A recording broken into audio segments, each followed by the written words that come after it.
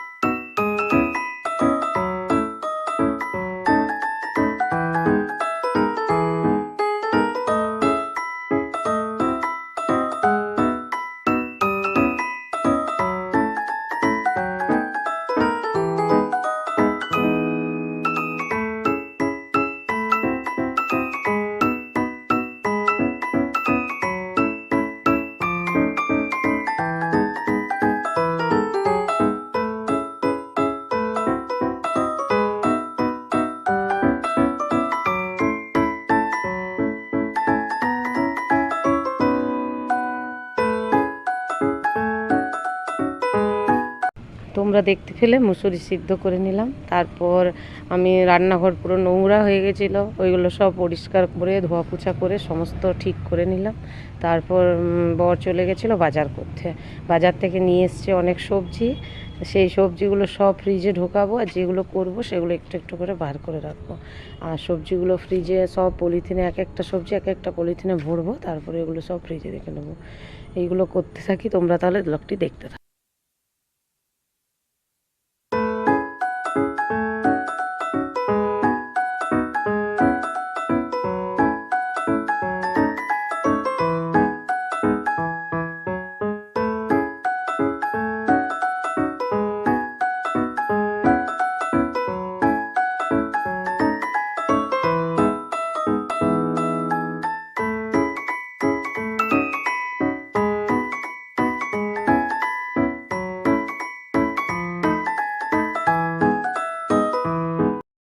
সমস্ত ফ্রিজে সবজিগুলো আমার ঢোকানো হয়ে গেছে, তারপরে বরকে খেতে দিয়ে দিয়েছি, ও চলে গেছে ডিউটি।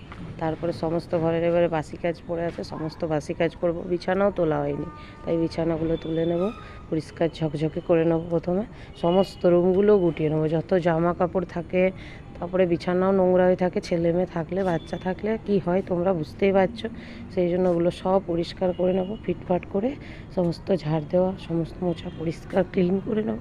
তারপরে স্নান করতে যাব, দিয়ে পুজো করব, তারপরে আমি খাবার খাবো। তোমরা তাহলে ব্লগটি দেখতে থাকো।